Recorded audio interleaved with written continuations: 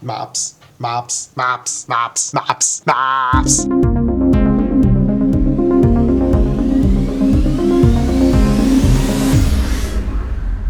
Hi, my name is Case and welcome to another Right Brain tutorial. In this tutorial, I'm going to be finally tackling MOPs. What is MOPs, you ask? MOPs is a really cool set of third-party add-ons for Houdini, and it's something that I've been wanting to talk about for quite some time, and I finally got around to doing it. As some of you might already know, I started out in Cinema 4D. Now, what Cinema 4D really excels at is a set of tools called Mograph that allows you to, say, take a sphere or a cube and clone it across the grid and then animate it or randomize the scale or the position or the rotation and very quickly achieve some really stunning visuals with practically like very little work. So when I first switched over to Houdini, I was very interested in knowing how to recreate some of these effects that I knew how to do very well in Cinema 4D in Houdini.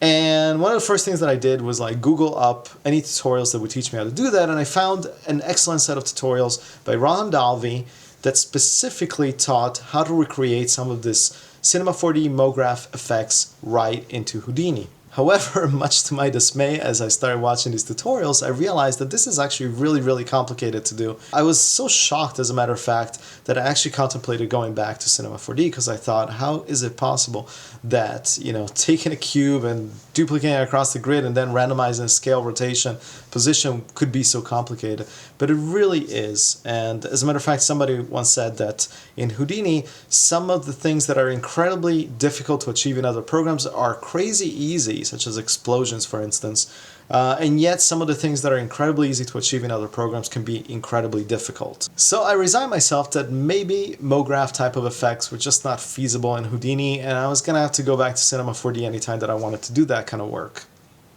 That is until MOPs was announced. And as I mentioned, MOPs is a set of third-party add-ons for Houdini that is specifically geared towards recreating some of this very complicated Mograph type of effects right into Houdini, and to do so very easily, and sometimes even more easily than it is in Cinema 4D. MOPs was created by two very smart guys, Henry Foster, that some of you might know as Toadstorm, and Moritz Schwind, that some of you might know from the Intagma tutorials. Now, recently Moritz stepped away from the project, however, I assure you that MOPs keeps getting maintained by Henry, who is always busy adding new features and getting rid of bugs. On that note, let's dive in and take a closer look at MOPs. Okay, so if you haven't figured it out by now, MOPs actually stands for Motion Operators, and the website where you can download MOPs is motionoperators.com. I'm going to post the link below just in case. On the website, you want to click on the download now on GitHub, and we're just going to click on this little green button here that says clone or download, and I'm just going to download the zip, and that's going to start a download for me. So after your download is finished, you should end up with a MOPs master folder, which we're going to place in the same location as your houdini.env file and whatever third-party add-ons for Houdini are normally placed. If you look inside the MOPs master folder, you will see that there is a JSON file. This is what's going to go into your packages folder so that Houdini knows to load up all the MOPs extensions that it needs. However, before we do that, don't forget that you're going to have to edit this file with a text editor so that it knows the specific location on your hard drive where those MOPs files are located. If you're confused about this, you can watch the tutorial that I created specifically on configuring packages, and I'm just going to post a link up there somewhere.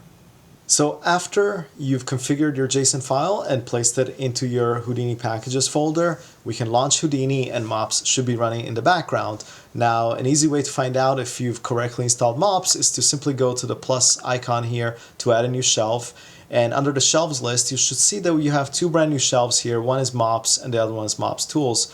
So let's add those. Those are just going to give you like some, common use tools that you might want to, keep on your shelf, including this really handy dandy MOPs updater that will allow you from now on to automatically update MOPs to the latest version of either the stable branch or the experimental branch as you see fit. And this is all very similar to the way the Side Effects Labs add-ons also can be updated. When I was thinking, how would I approach a MOPs tutorial, I thought, well, maybe what I can do is show you all the different individual components and tell you this does this does that, and so on and so forth. But honestly, there's plenty of information like that already available on the excellent motionoperators.com website. and it felt kind of redundant to take that approach. So instead I thought, wouldn't it be fun to take a Cinema 4D Mograph tutorial and recreate that in Houdini using MOPs? And who best to draw inspiration from than Eyedesyn and the excellent EJ Hassenfratz, who is an absolute master about everything Cinema 4D and Mograph. Now, EJ created an excellent tutorial using the Cinema 4D Mograph shader effector, and I thought this would be a great example to try to replicate into Houdini using MOPs. So let's dive into it. I'm going to post a link below to the Eyedesyn tutorial that we're going to replicate, and I would encourage you guys to check out some of Eyedesyn's tutorials, even if you're not necessarily a Cinema 4D user, because you can draw some really amazing inspirations by the tutorials that EJ has created. So the first thing that EJ does in his tutorial is to create a sphere. So we're going to create a sphere right here in Houdini. We're going to double click on it. We're going to change it from primitive to polygon, and we're going to give it a frequency of, I think 3 is going to be plenty for what we need to do. We're also going to rescale it, and EJ uses a diameter of 5 centimeters. However, Houdini deals with radius sizes and not diameter size, so we're going to have to split that in half and put a value of 0.25, which is 2.5 centimeters. That's going to give us a 5 centimeter diameter for our sphere.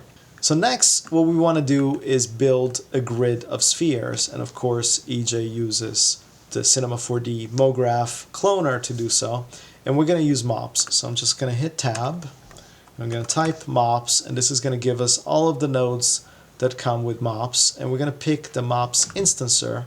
So I'm just going to click on that guy, I'm going to connect my sphere to the instancer, I'm going to highlight the instancer, and now we have a grid of spheres. I'm going to go into the distribution because I want to match exactly the Eyedesyn tutorial, and I'm just going to change this from fixed size to fixed number.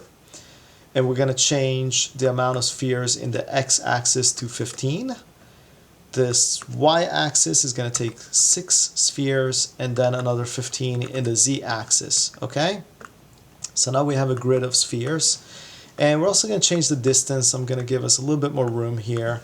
Let's say 1.5 meters in the x.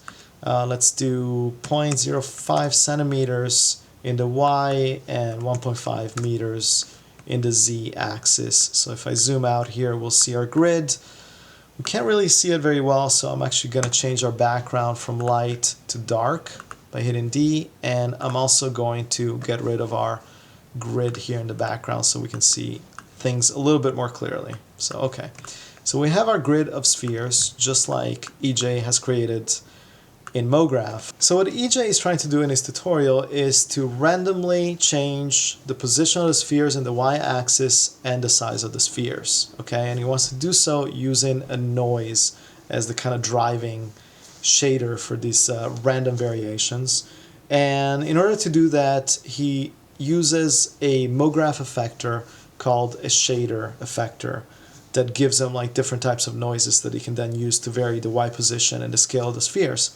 So let's do the same thing using MOPs. So in MOPs, we're going to use fall-offs. And fall-offs is one of the central concepts of MOPs. Fall-offs are nothing more than a range of values that are spread across our grid or whatever other clones that you might have created in MOPs that affect how much these objects are impacted by what MOPs calls modifiers, which is the same thing as effectors in Cinema 4D. So let's create a fall-off that's based on noise first. So I'm just going to hit tab, I'm going to hit MOPs fall-off, and we have a whole bunch of fall-offs ranging from audio to object, plane, and so on and so forth. And of course we have a noise fall-off. So I'm just going to instance a noise fall-off, and I'm just going to connect it right here, and then I'm going to highlight it. And the next thing that I want to do is, in order to see a little bit better what we're doing, is I'm going to click on this little checkbox that says preview fall off, and that's going to give us a set of colors that's going to show us where this fall off or the noise based on this fall off is affecting our sphere on our grid. Let me change this from, instead of using this heat map, I'm just going to use a grayscale. And in order to see a little bit better what kind of noise we're using here, just for now, I'm going to increase the number of spheres. Let's put like, I don't know, 100 spheres on each side, and I'm going to change the distance to 0.2. So they're going to be really nicely, tightly packed. And now we can kind of see our noise a little bit better, okay? So we have a really good sense of what this noise pattern is on this fall off. And the noise fall off gives us a bunch of different noises. We have Perlin noise, we have simplex, we have whirly, and then of course, we can change the various parameters like amplitude, or we can change the frequency, and so on and so forth. So for this example, let's change the frequency maybe to like something, well, let's make it a little bit larger. Let's put like 0.5, 0.5, 0.5. And I think whirly is a good noise for us to use for this particular example. So this is going to be fine for what I want to do. So I'm just going to go back to my instancer. I'm just going to type back the values that we had, which is 15, 6, 15 with a distance of 1.5 meters, 0.05, and another 1.5 meters in the Y. Okay, so now that we have that, we want to be able to randomly change their position in the Y, and we want to randomly change the size. So what we're going to do is we're going to put another MOPs modifier that's called randomize. And randomize is going to give us exactly what we want to do. So when I instance the MOPs randomize, I can go here and select what it is that I want to randomize. I want to randomize the position. So I want to translate from a minimum position of 0, which is where the spheres are sitting right now, to let's say 10 meters. Okay, so now we have a bunch of randomly scattered spheres in the y-axis that are being scattered according to our noise fall off anywhere between the ground level 0 all the way to 10 meters up in the air. And I also want to change the size of the spheres. So I'm just going to use randomize uniform scale, and I want to go from a minimum value of 1, because I want like our smaller spheres to still be the size of the 5 centimeters that we've set originally, and a max value of, let's give it 5, and maybe we can go to 10. We can make them like 10 times bigger than the original value. So now we're starting to see a little bit what the Mograph effectors are giving EJ in his tutorial, the type of effect that he was trying to create. Okay, so the next thing that EJ does is he wants to be able to animate his noise and hence animate the random Y position and scale of the sphere because the noise is animated. And we're going to do the same exact thing using the noise fall off, and all we have to do is enable this time varying checkbox. And if I hit play, you'll see that now our spheres are animating because the noise is being animated in the fall off. So this is a really, really simple way of achieving exactly the effect that EJ was going after using the Mograph effector. Okay, so what's next? EJ throws us a bit of a curveball in the next step, because what he wants to do is he wants to be able to fine-tune a little bit like the level of changing the sphere's position on the y-axis or the scale. And the way he does this in his tutorial is that he uses a gradient so that the darker side of the gradient, which is at the bottom, hardly gets any randomizing effect, and then as the gradient gets progressively lighter and lighter all the way to white, then you have like 100% of randomization. So let's do that with MOPs. And what we're gonna do is, we don't have like a gradient per se fall off, but we do have what's called a shape fall off, okay? So we're gonna instance the MOPs shape fall off. And if I hit preview, you'll see a little bit what the shape fall off does. So the shape fall off basically gives us a gradient. I mean, effectively, that's exactly what it's doing. So that like on one side you have like dark values, and on the other side you have like very light values. The problem is that like right now the gradient is pointing the wrong way because it's moving side to side and not up and down like we want it, so that we can match EJ's tutorial. So let's do that. We're just going to rotate it by a -90 degree, and then the next thing that I want to do is actually I want to change the size so that it's really, really narrow, because our spheres right now are, they're like in a teeny tiny space. So I want this gradient to kind of affect, based on the position of our original grids on the sphere, if that makes sense. So let's do that. I'm just gonna change, right now it's like the Z position because I rotated it. It used to be like, normally it would be like the Y position.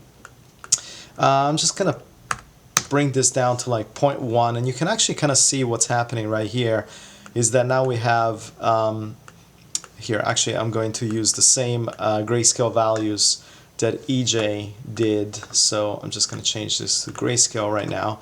So right now what we have is basically a gradient. Hold on, let me recenter. Sometimes Houdini like kind of acts a little bit weird. Okay, so what you can see right now is that what we have right now is basically what EJ is accomplishing in his tutorial with a gradient. We have like a very dark, black value towards the bottom, and then we have an increasingly lighter and lighter shade up until it gets to the white value. And basically what this is going to tell MOPs is on the bottom, hardly do any randomization of position and scale, and then as we get closer to the lighter values, then do much more randomization and scale. So let's see what this looks like if we plug it into our randomizing. And basically what we're seeing here is exactly the type of effect that EJ is going for. At the very bottom we have our spheres that haven't been changed in size or position, so they're like sticking to a ground plane, and then as we move higher and higher, then the spheres get larger and and also have more of a variation both in size, random size, and in the position on the y-axis. So here's the problem. Right now if I connect this shape fall off in serial, after our noise fall off, are we getting what we need from this? No, not really, because if I bypass the noise fall off, as a matter of fact, if I just kind of completely hardwire bypass it, you can see that like nothing changes. So what that means is that in MOPs, the most, downstream fall off is the one that takes priority over the previous ones. So what we need to do is, just like EJ does in his tutorial, we need to figure out a way to combine these two shaders, so to speak, to use like kind of like the Cinema 4D language. So let's do that, and thankfully MOPs gives us a really cool combine fall off node right here. And basically this does exactly what it says. You pipe one fall off into one input and another into the other input, and then what you can do is you can combine them using your basic standard math type of ways of combining textures, which is add, subtract, multiply, divide, screen, overlay, so on and so forth. In this particular case, let's use multiply, which is what EJ does, and let's see what that gives us. So I'm just going to pipe this combine right into our randomize, and I'm just going to hit play, and basically we have what EJ is going after. At the very bottom, the spheres are staying put, and then as you get like progressively higher and higher, the spheres are animating more and more, and they're also changing size more and more. So cool, like we're really getting there. So there's a couple of other things that EJ does in his tutorial, so let's just kind of cover everything. What he does is he uses the color of this gradient and the noise as a way to colorize the render. Okay, so and he pipes the render into the luminance channel so that it gets this nice kind of like glowy orbs in the spheres. So let's do that. The first thing that I'm going to do after MOPs randomize, and if we middle click actually on this last node, you can see that MOPs has created a bunch of attributes, okay? And we don't have a CD attribute, which is like a color attribute. And what we can do is we can use the MOPs color modifier, okay? So we're going to instance this, and we're going to pipe this guy in. And if I enable this, now you will see that we have color on our spheres, okay? And if I middle click it, now you'll see that we actually have a CD attribute, which is exactly what we want, because what we're going to do is we're going to take the CD attribute and we're going to pump it into our render shader so that we can actually get the spheres to glow with the same colors. And what we have here is just just this kind of random rainbowy sort of preset, but we can change that. And what I'm going to do is first I'm going to bring it into grayscale, And then what I'm going to do is I'm going to change this top value to a bluish value. Let's go like light blue. And now we can kind of move this and basically change the way these spheres are being colorized between black all the way to this somewhat bright teal color, I guess that's what it is. I'm just going to make it a little bit brighter still. Okay. And I believe what EJ does as well, he adds a third color. So I'm just going to click somewhere in here, and he brings it to like a fairly dark blue type of color. So I'm just going to put that here. And once again, I can kind of use this to adjust a little bit. I don't know how well you guys are going to be able to see this. Let me zoom in a little bit more. But you can kind of see that what's happening here between these values is that at the very bottom the spheres are staying dark.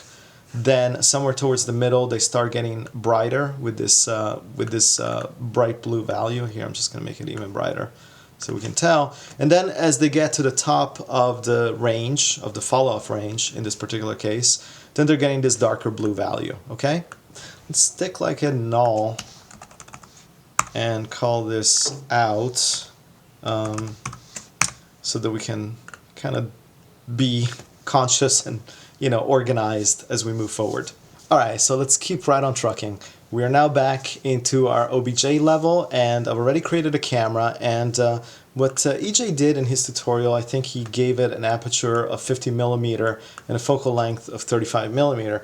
Now what I personally like to do is actually to keep my aperture similar to a real world size, and as far as I know, I don't know of any like 50mm sensor sizes, so what I like to do is I like to use 36mm, and this is known as a full frame sensor in the real world. So what we're going to do is in order to get like the same kind of distorted perspective as EJ had, what I need to do is now I need to lower my focal length, because the larger your sensor size, or aperture as Houdini calls it, the wider like the field of view is. Okay, so if we shrunk it down, if it was like 50mm and we shrunk it down to 36mm to match some real world counterparts, now if I want to get the same type of field of view, I'm gonna have to lower my focal length.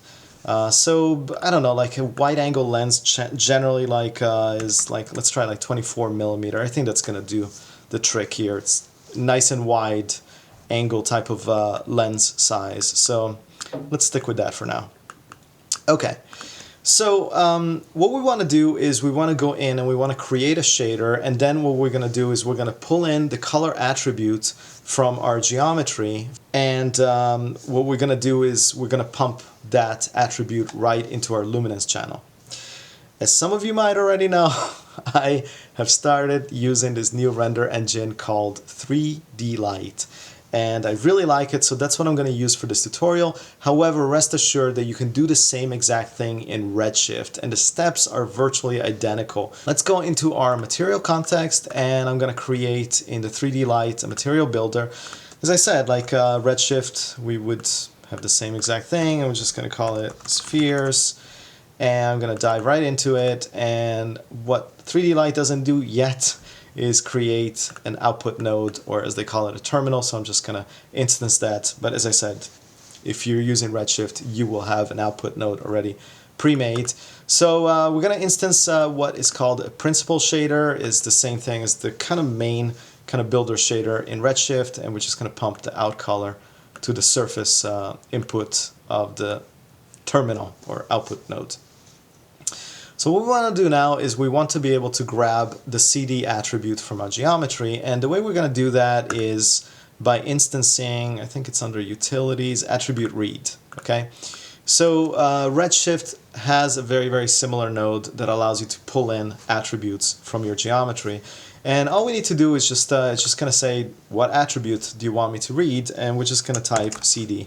Okay, so that's our color information, and then what I'm going to do is I'm going to pump my color output, in this particular case, into my incandescence. Okay, I think that's where I need to go. Yes. So last but not least, before I forget, I'm going to go back to my sphere, and I'm going to go in the render tab and assign that material. that I created. So now they should have my spheres. Let me save before I do the next thing. And I'm actually going to turn on my 3D Light IPR so that you guys can see it in the video. I'm just going to hit render and let's see what we get. Alright, we're getting something. We got spheres. Glowy spheres, that is. And this is really cool. This is exactly what I wanted to see. The colors are matching what my color attribute is creating from our color modifier MOPs node. So this is really, really cool. I mean, this is exactly what I wanted to see. But wait, there is more. Okay, so actually EJ is not quite done with his tutorial yet with the spheres. He wants to show us one more thing that you can do with the shader effector in Cinema 4D, and since we're trying to replicate his tutorial, we're going to try to do the same thing with MOPs here in Houdini.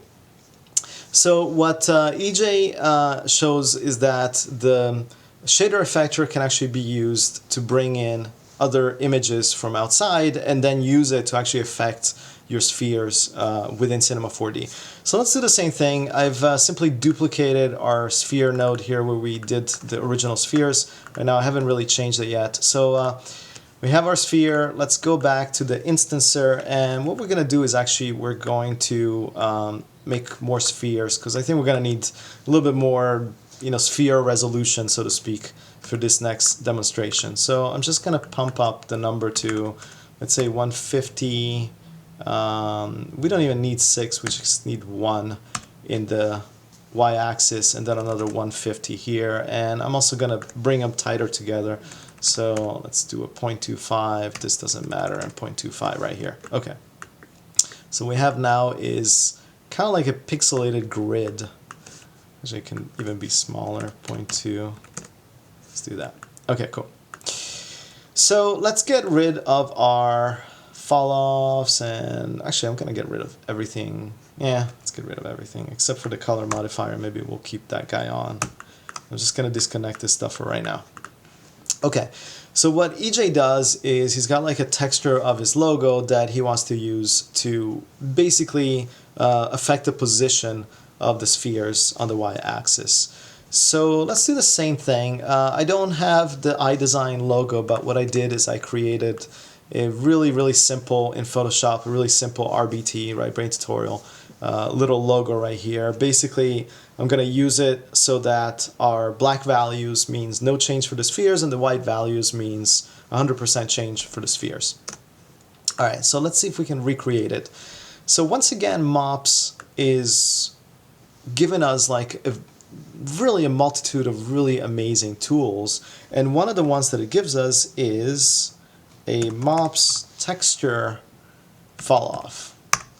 So the MOPs texture falloff basically allows us to bring an outside texture into MOPs and use it as a falloff, which is exactly what we want to be doing. So right now it's just using this UV color image, which if I do a preview, you'll see that it's our standard kind of UV grid. But we don't want that, so I'm just going to click on this guy right here. I'm going to navigate to our RBT logo TIFF, and I'm going to bring that right in. And we can see right here that we have a couple of little problems. For one, it's upside down. So I'm going to invert the V, and that's going to correct it. And now we are actually seeing it properly. So that's what our falloff looks like right now.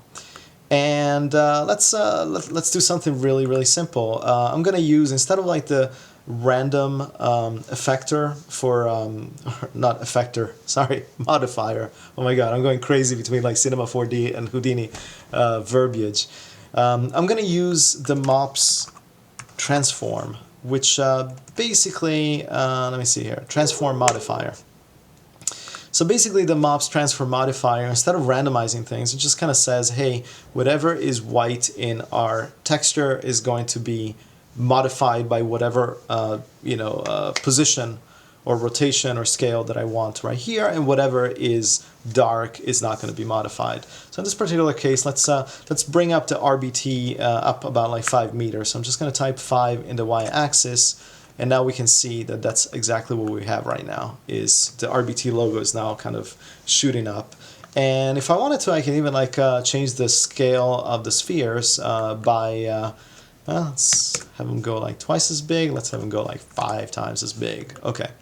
So basically that's what we have. We have our texture, and mind you, you can use any texture that you want, that is allowing us to create a custom fall-off that is then allow us to literally bring whatever the lighter or kind of wider shades of the texture to have like a higher and higher degree of the effect of the modifier, and whatever is darker is having like, you know, less sort of values and less effect for the modifier. So yeah, like, and now if we really wanted to, we can just pipe in our color modifier again, so we're blue again. Alright, that's kind of cool. That's pretty shallow. Okay, so I think I covered just about everything that EJ did in his tutorial for Mograph, and we used MOPs to recreate it in Houdini as close as possible.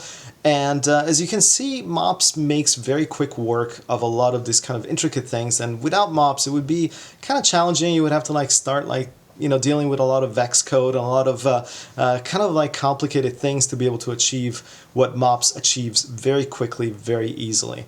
So what I would encourage you guys to do is to check out the motionoperators.com website, because they have tons more tutorials, tons more documentation, and of course we've just scratched the surface of what MOPs can actually do.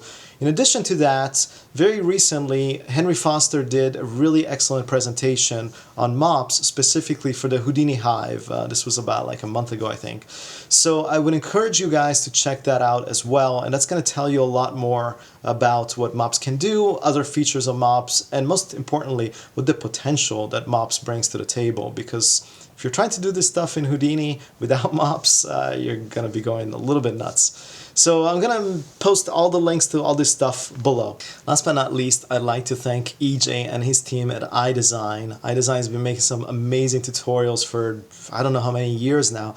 I had the pleasure to meet EJ in person at an event where we were both presenting earlier this year, and he's a super nice guy and incredibly knowledgeable about all things Cinema 4D and Mograph. And even though his primary focus is Cinema 4D, I would highly recommend watching a lot of his tutorials, because they can give you some really amazing inspirations that then you can bring into Houdini and utilize to create your own things, you know, with you know, tools such as MOPs. I'm going to post the link down below to the Eyedesyn YouTube channel. Definitely check it out. Lots and lots of really cool tutorials in there. And also keep your eyes peeled on this channel, because I'm going to have an announcement coming up probably about a week and a half or so. And I think you're going to want to see what I have in store for you. On that note, if you like this video, if you like this tutorial, if you like this channel, please hit subscribe, hit like, tell your friends, and most importantly, let me know what you would like to see in future tutorials. Thank you for watching, and see you next time.